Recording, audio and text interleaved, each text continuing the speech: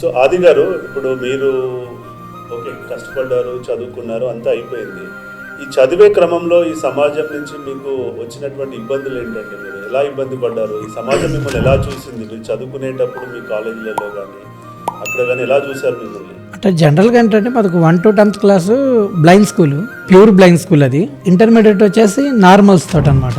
మాకు జనరల్గా కాలేజ్ ప్రత్యేకంగా ఏమి ఉండవు, ఆర్ట్స్ గ్రూప్లే తీసుకుంటాం మేము. అయితే నార్మల్స్లో అంటే కొంత హెల్ప్ జరిగినప్పటికీ కొన్ని ఇబ్బందులు ఉంటాయి సార్.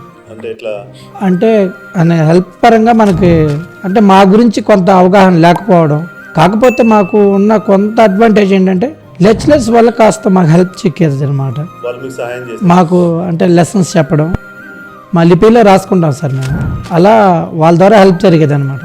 కాకపోతే చాలా ఇబ్బందులు పడేవారు అన్నమాట. కొంతమందికి చులకనగా చూడటం, అంటే బ్లైండా అన్నట్టు. అలాంటి బాధలన్నీ పడి అలా చదువుకోవాలి అని ఒకటి అనుకొని చదువుకున్నాం.